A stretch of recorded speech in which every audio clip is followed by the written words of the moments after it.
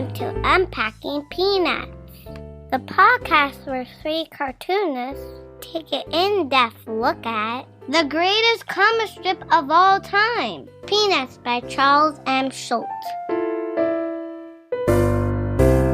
Hey everybody, welcome back to the show. It's Unpacking Peanuts, and it is a very exciting day today. And I'll be your host for the proceedings. My name's Jimmy Gownley. I'm also a cartoonist. I did things like Amelia Rules, 7 Good Reasons Not to Grow Up, The Dumbest Idea Ever. And you can read my brand new comic, Tanner Rocks, over at gvillecomics.substack.com for free.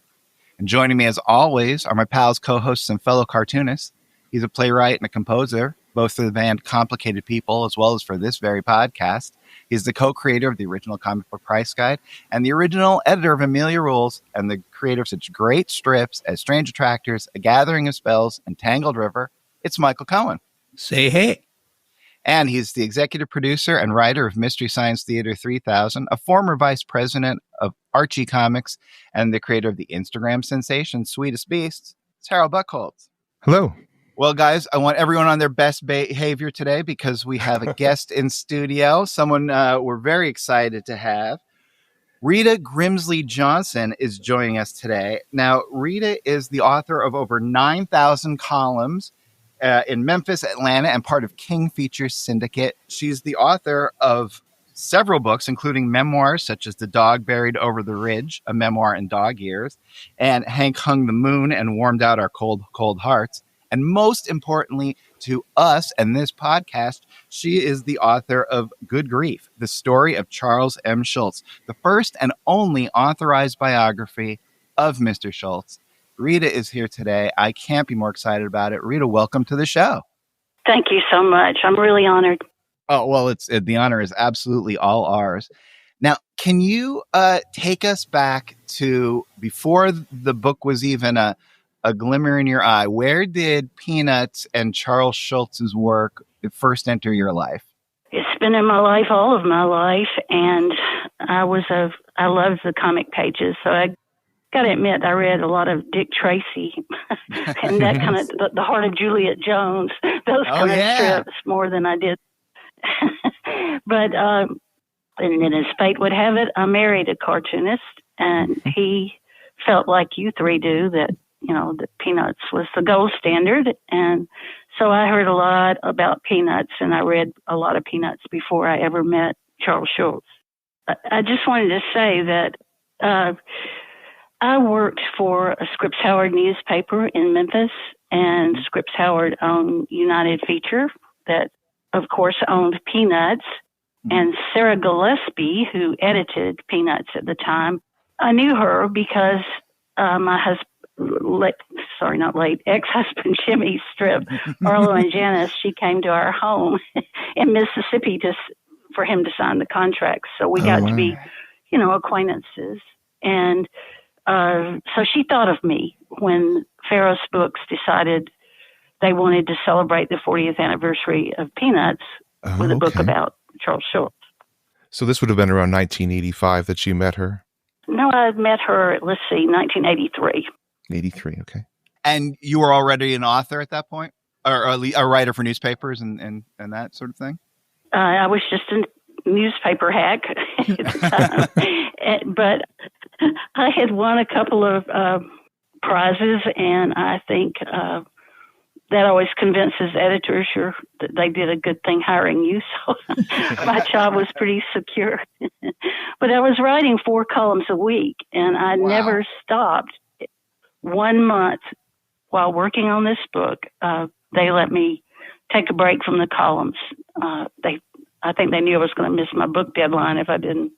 So anyway, that's how he was not keen on the idea of book length feature about, Schulz is so retiring, and he didn't really want to do it. So they sent me out to Santa Rosa to see if we got along and see if he would give me a thumbs up. And anyway, I should quit talking so much, but no, that's why you're here. Yes.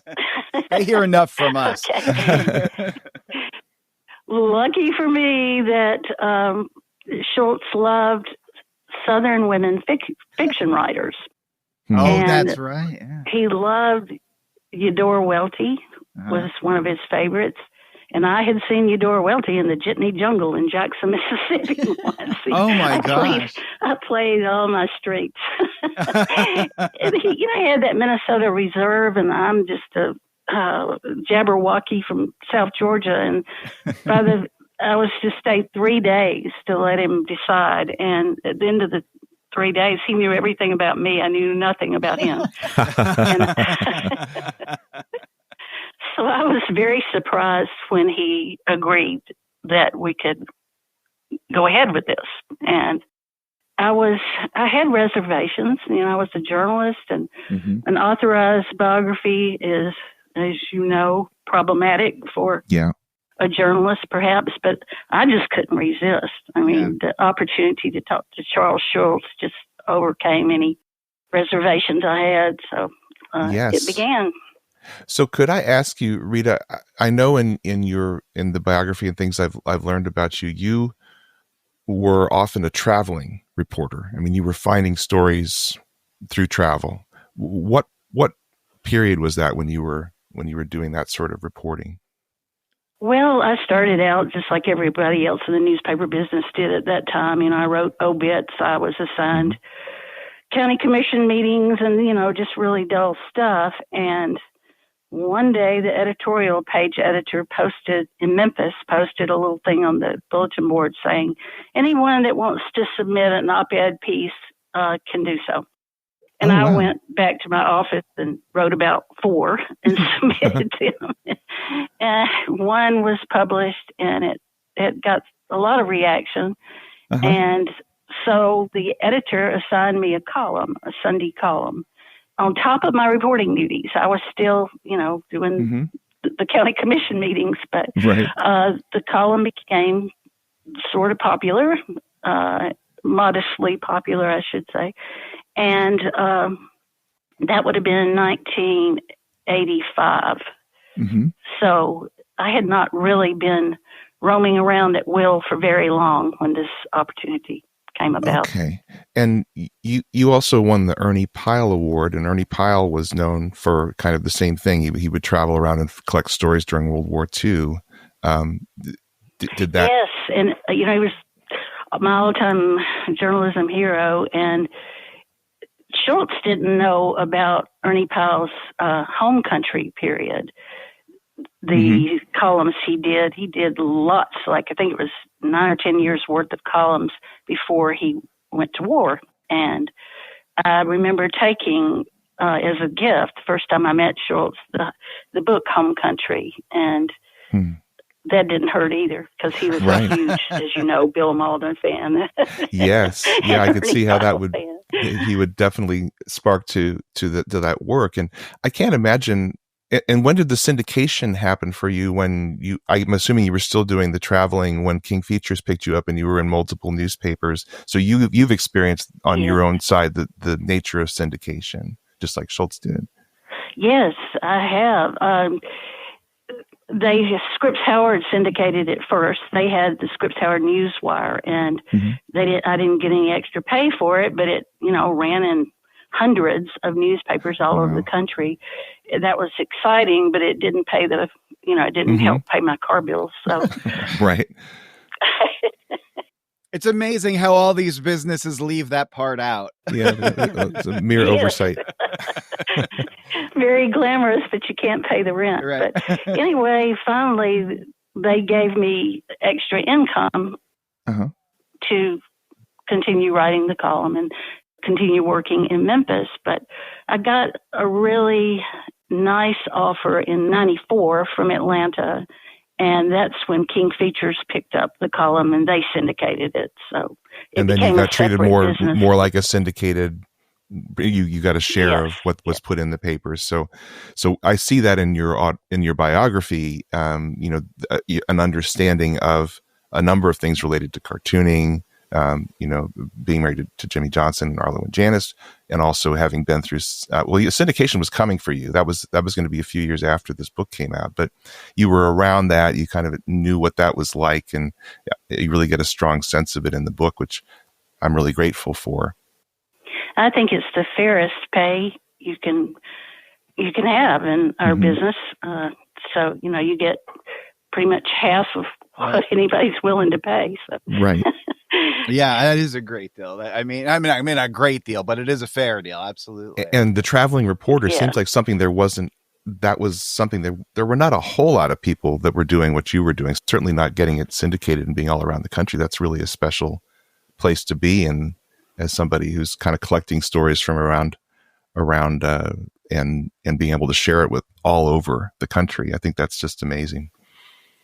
Surprisingly enough, the Memphis paper was I think the best newspaper I worked for at the time.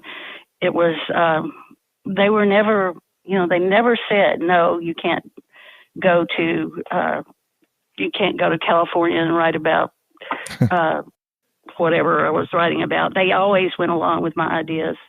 And Atlanta was a little more, they didn't like my politics. And though Atlanta was the most liberal paper I ever worked for, but they had a whole floor of political columnists. So they sort of took away half my arsenal for a while. But I just kept writing about whatever interested me, and it somehow worked. I did okay in all the reader surveys. And so Memphis is where you are when Sarah Gillespie comes to you and says, can you do this book? And the Memphis paper is essentially behind you. They understand you're doing this. It's a major project. And they gave you some of that leeway to actually finish it. I'm sure it was a huge undertaking. You interview a lot of people in this book. And don't forget, writing 4 columns a week the whole while. I can't. It's amazing. I mean, not only the workload, but just all the topics that you'd have to, that's a lot. What I would do is, when I was in Santa Rosa, which I think I tried to figure this out last night, but my memory is so bad, either went 6 or 7 times and spent 2 weeks each time. And I would just shadow Sparky and just, I'd be at the arena when he got there for breakfast. I would sit there while he drew his cartoons, and he could double task. He could talk to me and do that. Wow. And while he's coming up with ideas for the strip. Yes. And sometimes I found this just amazing. He would say these oddball things. Like, I'll never forget one day he said, why are the pages to the Bible so thin? I thought, I'm going to see this in the funny papers, but I never did.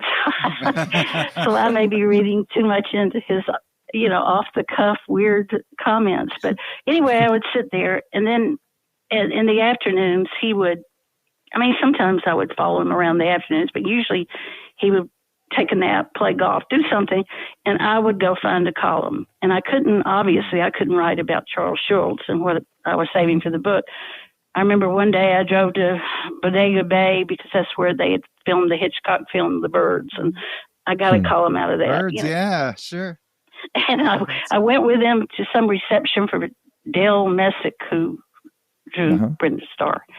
And, so that wasn't important to the book. So I wrote about that. So I was always, that's what I did. I'd find columns wherever, and some weren't great during that period because I was a little busy, but it somehow worked out. Now, did you get to watch him actually draw the strip? Sit at the desk with the ink and that whole thing? Oh, that boy. I'm jealous. What was that like?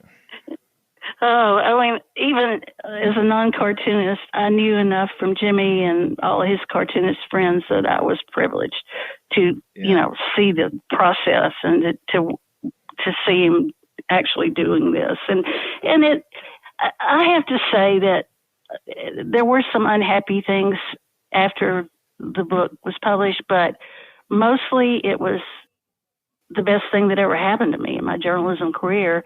And not just sitting there watching Charles Schulz draw. I got to talk to Bill Malden on the phone anyway. Yeah. Yes. He is an all-time hero. and it was such a great experience. I dressed up for a telephone interview. Oh, that's as we did today too. That sounds like the most Southern thing I've ever heard anyone say. I dress up for a phone interview. That's fantastic. Well, I did it for Willie Nelson as well.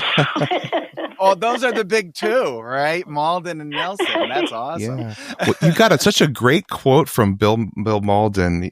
I remember he said the thing about Schulz's work is the soul behind it. That's why it's great. He's a preacher at heart. All good cartoonists are jackleg preachers. There is a very strong moral tone there. And those two were very different from each other, even though they were also very simpatico. They really respected one another. They were like negative opposites, I would say. Mm-hmm. I mean, Bill Malden, famous for his swilling beer and being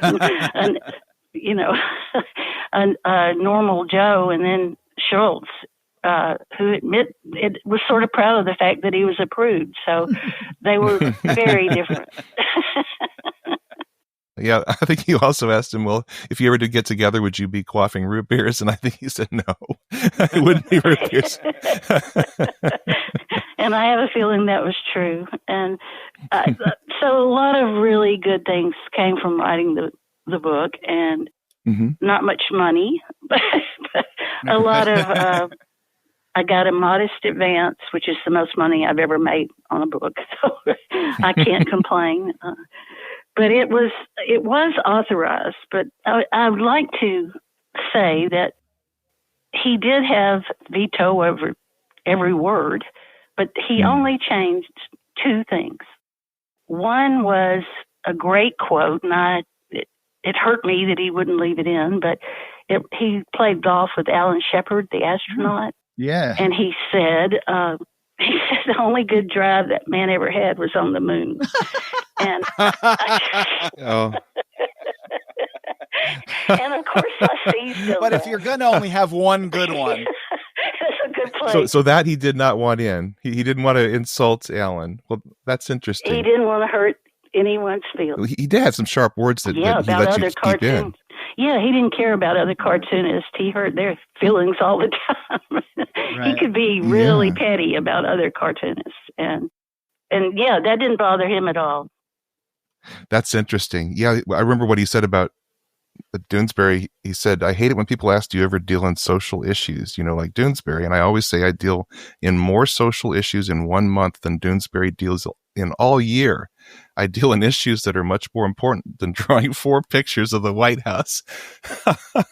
Yeah, that's pretty pointed. Sharp, yeah. Well, I love Doonesbury, don't get me wrong, but I think in a way Schulz was right. He said he didn't want there to be a need for footnotes if somebody looked at his cartoons like you are 50 years later. He just didn't want that. And he dealt in verities, of course, and that's why he liked Hank Williams. Hank Williams did the same thing, love, loss, rejection, and that's why his music has lasted. So I think he was right. He didn't have to be so smug about it. Sure he did. That's part of the fun. Well, speaking of Hank Williams, you got quite a scoop.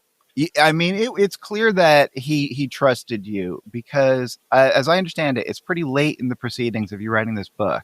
And he tells you that the little red-haired girl is a real person. Is that right? Yes. He told me maybe halfway through our year of talking in interviews, he told me she was. And I said, what's her name? I should talk to her. And he said, no, I don't want to invade her privacy. Yeah. But he would tease me all along. He would say things about the little red-haired girl.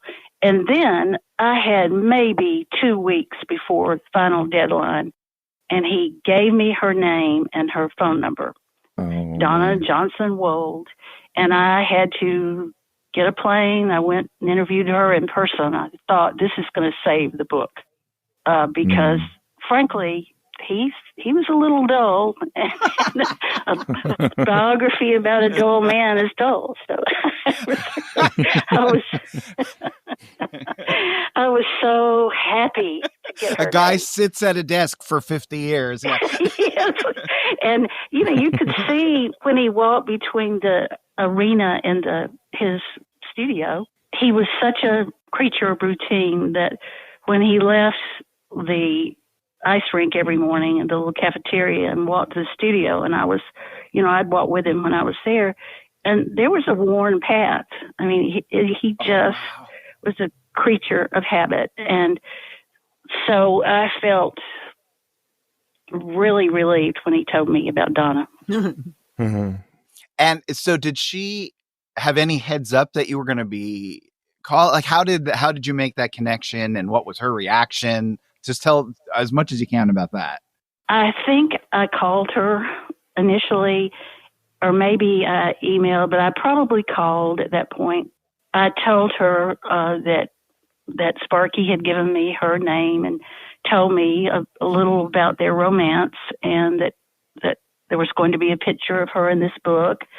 And she didn't seem hesitant at all. She said, yes, come visit. I would like to see you.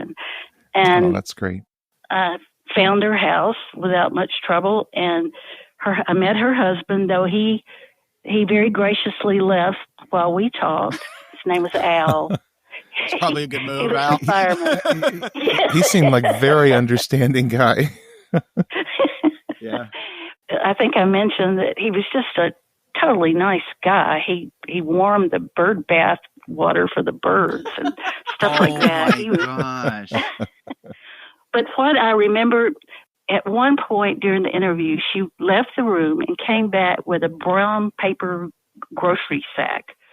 And in it, she had clipped all of the strips that mentioned the little red-haired girl. And that was, she didn't have any frame. She didn't make a big deal of it. And she even said at first, I thought it was just a composite of Sparky's girlfriends.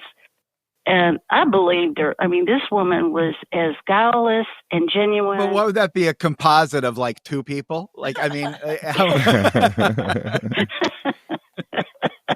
let's not be cruel. That's what she said. And I believed her. I believed every word that woman said. And at the end, of course, she said, if he dies first, the whole world will know. If I die, I've asked Al to send him a little note. So there you go. Yeah. That's lovely. Absolutely amazing. And I just remember thinking all the way home, this chapter saves the book. Well, it just, what a scoop. It was. And Paul Harvey, remember that Sure. ass used to do the rest of the story. And he did my little red-haired girl scoop as if it were his own. He never attributed it to the book or anything. No, I'm not. And I was so angry. Oh, I don't Paul. blame you. Wow. That's true. He never really did give many attributions to where he got the stories, did he? No. Heck no. He just, he listened to Johnny Carson at night and use a joke. I mean, if he'd had a sense of humor, I don't think he actually did that.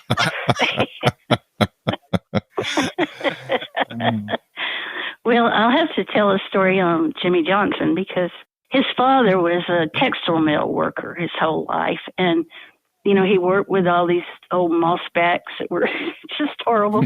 But they all loved Paul Harvey, and they would take their breaks so they could listen to Paul Harvey. Mm-hmm. And one day, Paul Harvey mentioned Jimmy's a editorial cartoon that he had drawn in Jackson, Mississippi. Yeah, and so, that was the first time that Harold was Jimmy's father's name. Harold was so proud.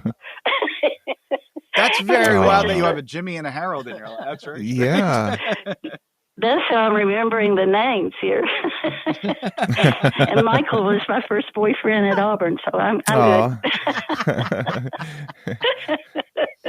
Well, the reason that I was so happy about the little red-haired girl and felt it saved the book was because of the second thing he killed. There was the Alan Shepard sentence, but then there was a whole chapter.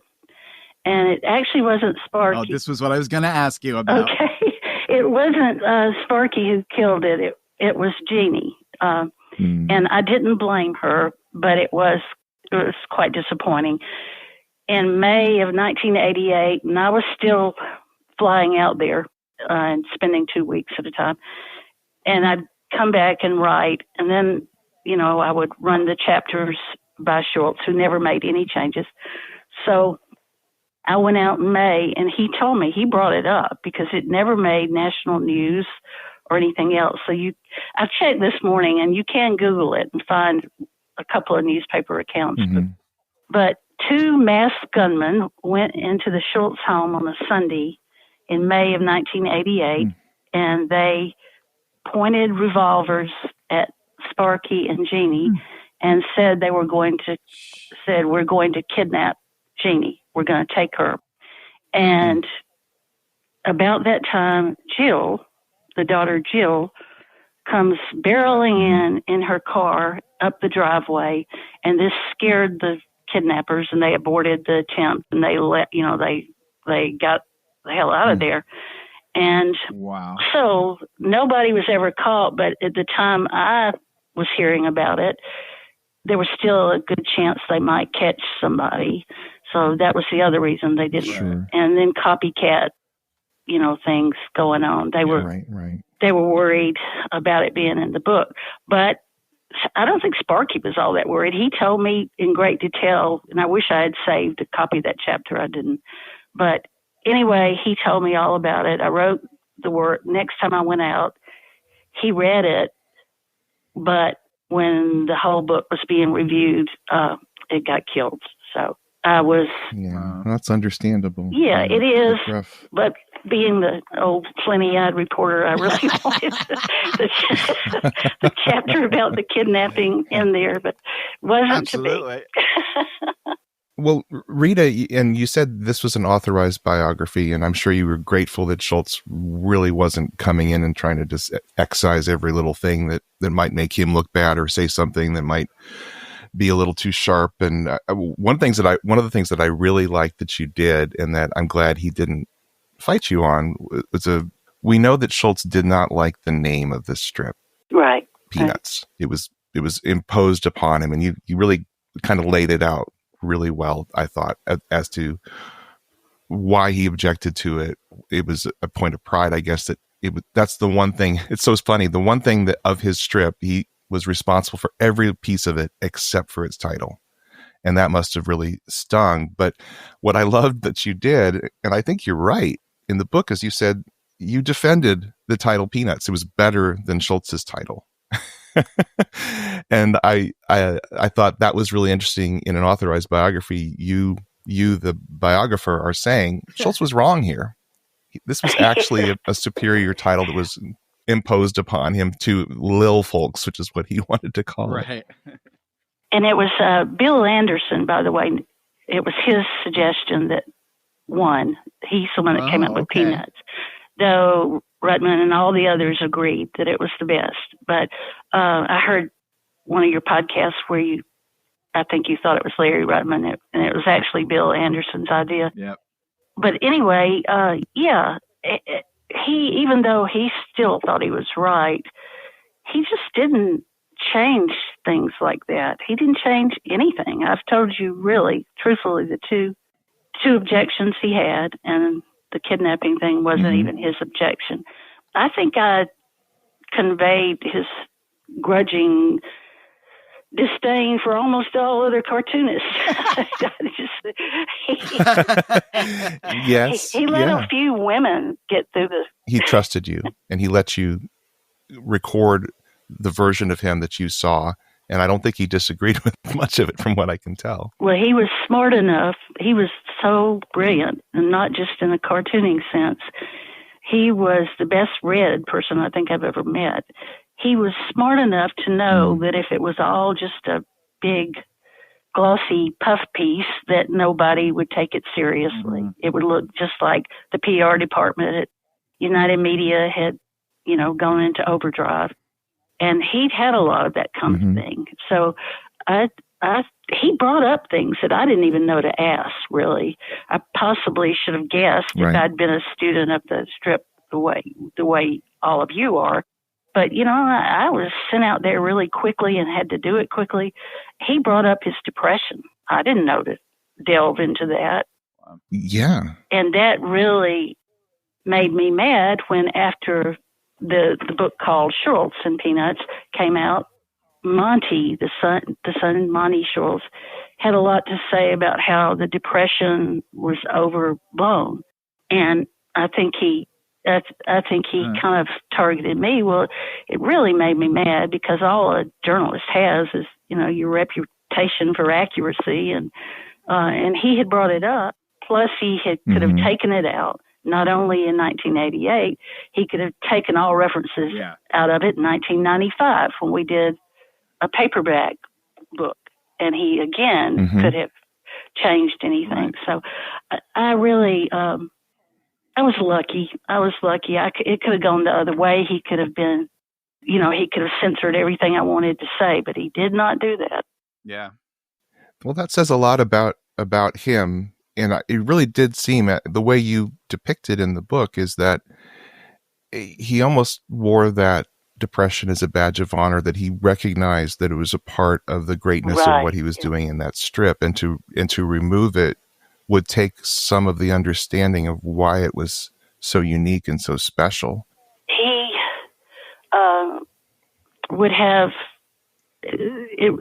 bouts of this, though he was never real happy out of routine. But I know right after my book came out, he flew to France to get an award, and I thought, oh my God, I look like a fool. But no, I am pretty. In rereading it last week, I stand by everything. I had one factual error that's embarrassing. I said that the Burbank Airport, where we flew in to go see Mendelssohn, was where they filmed the goodbye scene in Casablanca. And that's because Schulz told me that, Mendelssohn mentioned it, everybody told me that. And I should have checked.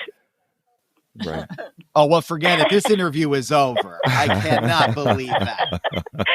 Well, a colleague, a reporter colleague found it, gleefully reported that I had made a mistake. Of course. It had been a decades-old myth. Everybody thought that was where they filmed it, but turns out it was somewhere else. Right. Van Nuys Airport, which was nearby. Well, I am glad we were able to correct that here. Yes. Beyond him going to France right after the book came out, after you said that he wasn't doing that so much, were there any other surprises or thoughts on Schulz's last decade after the fact that you noted as someone who had spent so much time with him, that kind of came out in the last 10 years of his life? I went and met with him for, I think, another week to do an afterword to the paperback. And it seemed to me, others might disagree, that things were rocking right along in the same fashion. He and Jeannie seemed very happy. That is the only trip when I actually spent the night at their home.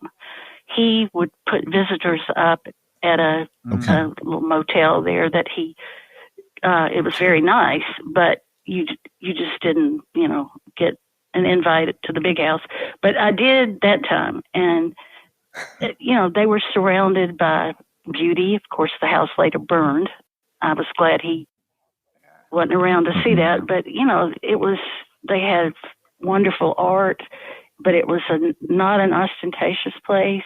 I remember there was a cricket in the house that night, and that's the abiding memory I have. Is I got up trying to find noisy bird.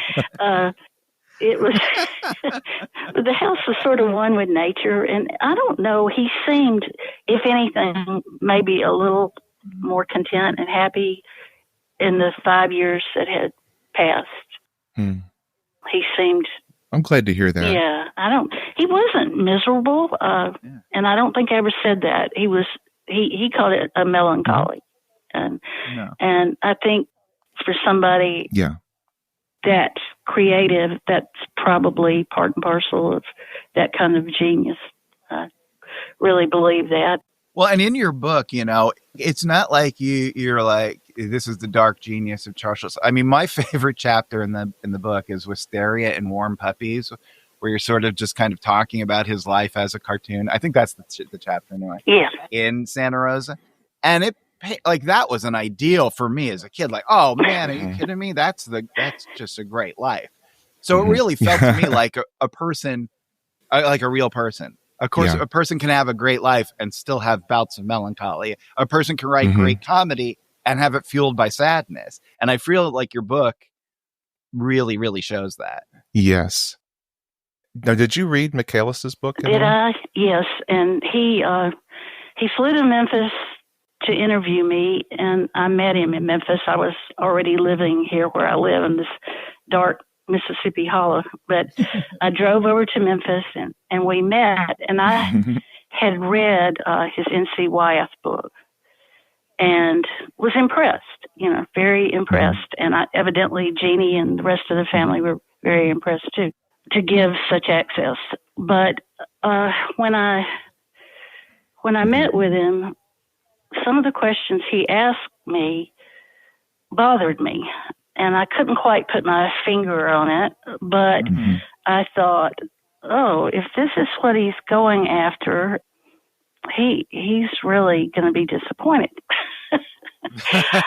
Well, I mean, N.C. Wyeth had the scandalous affair with his daughter-in-law, and that sort of put that book on the map, I think. Vanity Fair did excerpts, and I just didn't think he was going to find anything like that with Sparky, and I don't think he did. I read every word of that book, but who was it? Was it Mark Twain or Benjamin Franklin or Willie Nelson? Somebody said one of those people, one of those great quotable people said, biography is but the buttons on the coat of a man. And I know that for whatever happened with Joyce and Sparky and all of that, is I didn't consider that part of my assignment anyway. And yes, in a detailed biography, it had a place, but I really got the feeling that's what he was after interviewing me. Yeah. Yes. How would you describe the tone of Michaelis's book versus the man that you got to know? I am on, I'm sure, a massive list, Christmas card list that Jeannie sends out every year. And that year, when his book came out, which he worked on for 7 years, she said, and I'm looking at it here, she said, it is still as if you were looking at a house to buy and you only look into one small bedroom. That makes it pretty worthless as a picture of Sparky. And I thought that was dead on. That, he had 7 years. I couldn't work on anything for 7 years and make my house payment and my car payment. So he had patrons, I guess. Right. I actually never even thought about that. Wow. Yeah. And so, and this is what you come up with about the cartooning genius of all time. Yeah. I thought parts of the book were impressive, but I don't know. I think he spent too much time on his supposed romances. Yeah. Well, listen, how about we take a quick break right now, and then we'll come back. You have selected 3 of your favorite Peanut strips, and we'll go through those and get your thoughts on them. Sound good? Sounds good. All right. We will be right back. Okay. Hi, everyone. I just want to take a moment to remind you that all 3 hosts are cartoonists themselves, and their work is available for sale. You can find links to purchase books by Jimmy, Harold, and Michael on our website. You can also support the show on Patreon or buy us a mud pie. Check out the store link on unpackingpeanuts.com. And we are back. So, Rheta, I am so excited that you have selected 3 comic strips that we're going to discuss. All right? Okay. Here we go. October 26th, 1969. Linus is sitting on a little stool watching TV, and he's very excited. He's yelling, "Go, go, go!" And in the second panel, he jumps off his little stool with pure joy and excitement. And then he yells, "Fantastic!" Then we hard cut to outside where Charlie Brown is playing in the yard with a football. And Linus comes running up to him and says, "Charlie Brown, I just saw the most unbelievable football game ever played. What a comeback!" Linus continues, The home team was behind 6-0 with only 3 seconds to play. They had the ball in their own 1-yard line. Linus continues. The quarterback took the ball, faded back behind his own goal posts, and threw a perfect pass to the left end, who whirled away from 4 guys and ran all the way for a touchdown. The fans went wild. You should have seen them. Linus is still going on. People were jumping up and down, and when they kicked the extra point, thousands of people ran out onto the field laughing and screaming. The fans and the players were so happy. They were rolling on the ground and hugging each other and dancing and everything. And then Linus concludes with, "It was fantastic." To which Charlie Brown says, "How did the other team feel?"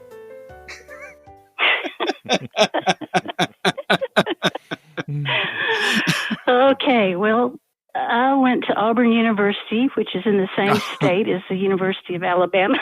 Yeah. So I'm always sympathetic to losers. So it's as simple as that. I loved the fact that Schulz didn't much care for football, and he would make fun of people that painted their chest and did really crazy things. So I don't know, this strip spoke to me because of the losing, that Auburn people are really good at losing. Well, it's just one of the funniest strips. I mean, I think it would make a contender for the top 10 Peanut strips of all time. One thing I always wondered about, or just kind of mused on, was that even towards the end of his life, people would say, "Oh, well, you're Charlie Brown" to him, and because Charlie Brown's a loser and he represents all your losses. And Schulz really clearly felt these losses. But can you think of someone who's more of a winner than Charles Schulz? I mean, what do you think that dichotomy was about? That people think, "Oh yeah, like a sad sack," but yet he's a billionaire, the most successful person who ever did what he did. Well, I think what they forgot is that he was not only had Charlie Brown in him, he also had Snoopy and Linus. He was a philosopher, and he loved music like Schroeder. I mean, and he could be crabby and petty like Lucy. He was all the characters rolled into one. I think he was not just a loser, Charlie Brown. And I don't know why, if you're that rich and that popular, you can't just be secure in that. But you've seen that a lot. Sure. It doesn't always work that way. So right, I guess imposter syndrome. And yeah. And the more successful you are, the more sure you're going to be found out or not ever be able to do it again.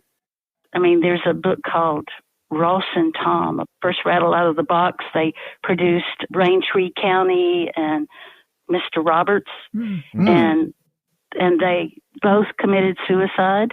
I mean, not together, or they didn't know each other, but that was just such a fear that they would never be able to top what they had done the first time. So I guess it's something akin to that. I'm glad I don't have that fear. Me either. That's good. The best is yet to come. That's right, yeah. All right, and our next strip is October 18th, 1988. Peppermint Patty and Marcy are sitting in a theater. They've just seen a play. Both of them have big smiles on their face, and Peppermint Patty, with delight, says, "That was a great play, Marcy."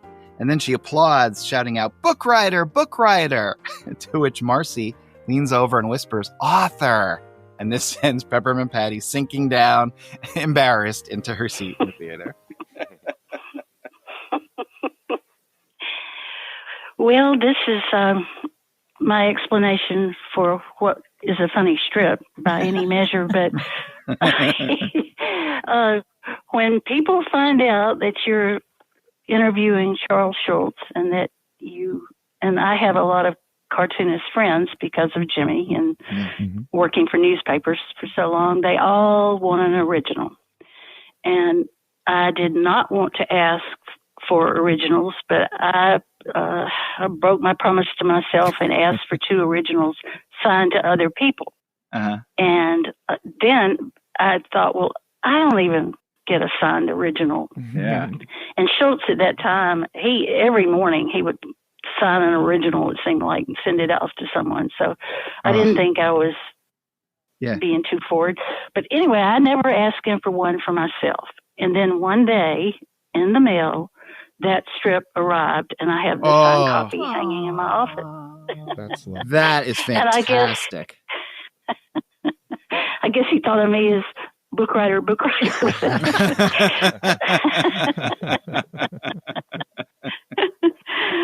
it's just a priceless memory. Yes, he's thinking. Yes, of you. and I didn't have to ask. Right. I didn't have to ask. Oh, another thing I wanted to mention, Rita, you captured so many stories of where characters came from. And we've been talking about the character Lydia. I don't know if you remember Lydia. She was the girl that told Linus she thought he was too old for her. And you basically got to share who that character was. Was he just volunteering those things to you, or were you asking him, like, where did this come from? Where did this come from?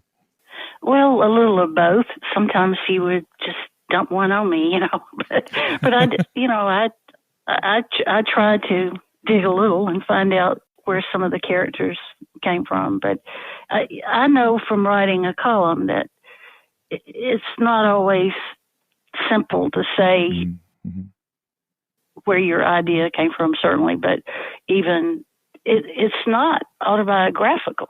It's just usually not. You could write about a tree and somebody thinks you're writing about them. And it's Well, actually, I want to ask you one last thing before we get to the last strip that I'm curious about. One of the big features in your book, one of the big sections, is the 12 devices. And the 12 things that he said he believes made the strip a success. Did he volunteer those 12 things? Was that something you asked him about, or how did that section happen? I asked him, I didn't say 12, but I said, can you tell me the things that you think made the strip work? And he said, I have the piece of the legal pad where he wrote it down. And he thought about it overnight. He didn't write it all down that second, but the next day he had this list on a yellow legal pad page, and I went from there. But I did ask about it, and he complied. Do you think that was something he had thought about beforehand? Or do you think that was the first time he thought and said, okay, if I could look at the history of the strip, was that the first time he considered it that way, I guess is what I'm asking. I doubt it. I think he had talked a lot about this kind of thing to other people, feature writers over the years. But I don't know if he had ever put a number to it. And I like to think that, the question prodded him to think about it a bit more, maybe. But, he got a lot of criticism for repetition. And he paid no attention to it, thank goodness, because he knew it worked. And people like it. They like to expect things that they are comfortable with. And anyway, I think that chapter worked out well. And there is a chapter called Neighborhoods that he did not suggest or write anything down. But when he read it, he really liked that chapter. Well, that's a wonderful chapter. And one of the things I talked about that chapter on this podcast some time ago, just the fact that you can almost look at at least three aspects of Peanuts as completely different comic strips. It's like a big universe that sometimes it's the Charlie Brown show, but sometimes it's the Peppermint Patty show, and sometimes it's the Snoopy show, and yet sometimes they all work together. I thought that chapter was fantastic, I have to say. Well, I think that was his favorite chapter, maybe. And maybe that was something he had not really...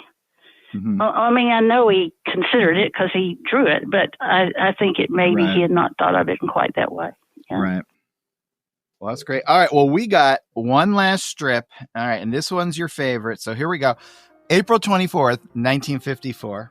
A very young Lucy is sitting on her knees playing a record on a little kid's record player. And the record's spinning around, and we see that the song is playing. It says, Mary wore her red dress, red dress, red dress. Mary wore her red dress all day long. Lucy sits calmly as the song continues. Mary wore a red hat, red hat, red hat. Mary wore a red hat all day long. The third panel, Lucy is still listening as the song plays.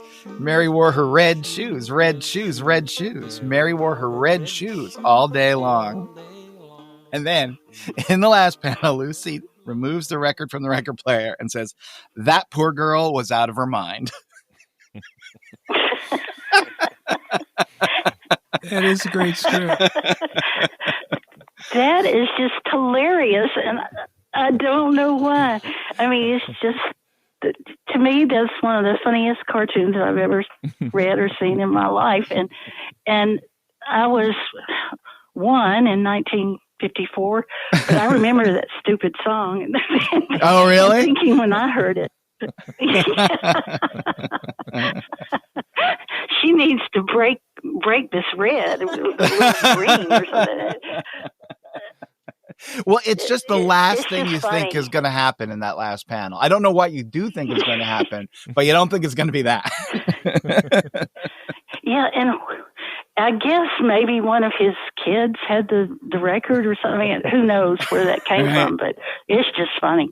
It's just great stuff. That is the punchline in 1954. Yeah, nobody thinks that's coming in a No. in a 1954. That's so Schulz. Yeah, if there was one area in which he was not insecure, he knew he was good at cartooning and writing. He knew it. And, you know, it's like Huckleberry Finn. You could read it when you're a kid and get one thing out of it. And you can read it when you're an adult and get something entirely different. So I think it makes me happy to know that he did know he was good at that. He might not have thought he was attractive, and he might have had doubts about a lot of things, but he was secure in his drawing and writing. Well, you know what makes me happy, Rita? The fact that you, wrote this book, and the fact that you were willing to come on our podcast and talk about it. It just means the world to us. Thank you so much for your time. Thank you so much for the book. Well, you know, thank you. It makes me happy that somebody read the book and remembered that it was out there. I really think what you're doing is a terrific deal, and I've listened to several of your podcasts. I'm going to listen to more, and I really appreciate that you asked me. Well, it's our pleasure. You. And thank you for clarifying that piece about the who came up with peanuts. If you ever catch anything else. No, that's it. That's the only mistake we've ever made. All right. So that's been the end of today's podcast.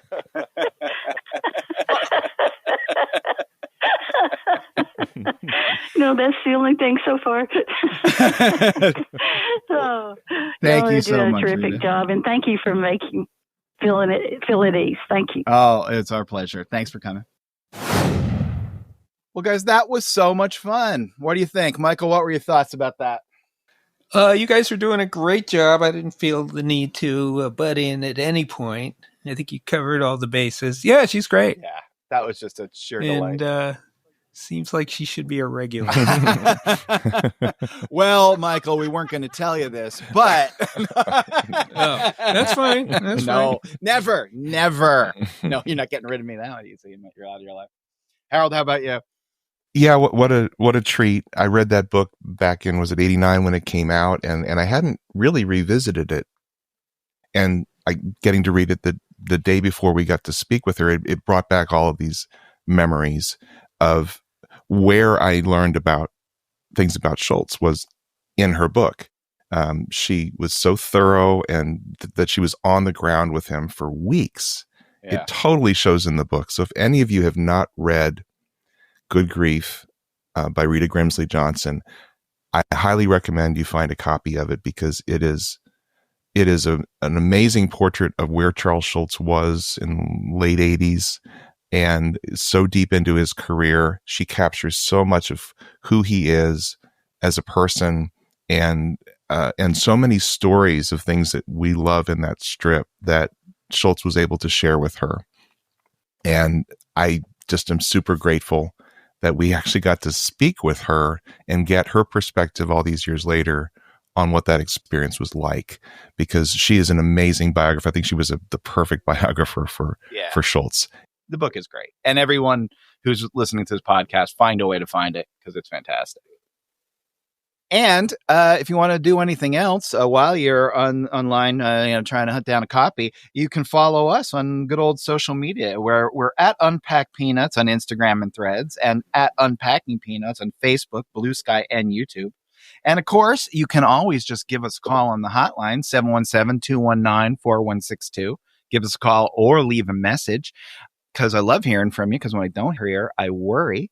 Other than that, and you can also email us through to unpackingpeanuts@gmail.com. We love to hear from you, answer your questions, handle your complaints, whatever it takes. We're a full service podcast. So with all that said, until next week, for Michael, Harold, and Liz, this is Jimmy saying, be of good cheer. Yes. Yes. Yes. Be of good Be cheer. of good cheer. Unpacking Peanuts is copyright Jimmy Gownley, Michael Cohen, Harold Buckholtz, and Liz Sumner. Produced and edited by Liz Sumner. Music by Michael Cohen. Additional voiceover by Aziza Shakrala Clark. For more from the show, follow Unpack Peanuts on Instagram and Threads. Unpacking Peanuts on Facebook, Blue Sky, and YouTube. For more about Jimmy, Michael, and Harold, visit unpackingpeanuts.com. Have a wonderful day, and thanks for listening. Mary wore her red dress, red dress, red dress. Mary wore her red dress all day long. Mary wore her red hat, red hat, red hat. Mary wore her red hat all day long. Mary wore her red shoes, red shoes, red shoes. Mary wore her red shoes all day long. Mary wore her red gloves, red gloves, red gloves. Mary wore her red gloves all day long. Mary made a red cake, red cake, red cake. Mary made a red cake all day long. Where'd you get your shoes from, shoes from, shoes from? Where'd you get your shoes from all day long? Got them from the dry goods, dry goods, dry goods. Got them from the dry goods all day long. Where'd you get your butter from, butter from, butter from? Where'd you get your butter from all day long? Got it from the grocery, grocery, grocery. Got it from the grocery all day long. Mary was a red bird, red bird, red bird. Mary was a red bird all day long. Who wore a pink dress, pink dress, pink dress? Who wore a pink dress all day long? And who wore dirty shoes, dirty shoes, dirty shoes? Who wore dirty shoes all day long? Mary was a red bird, red bird, red bird. Mary was a red bird all day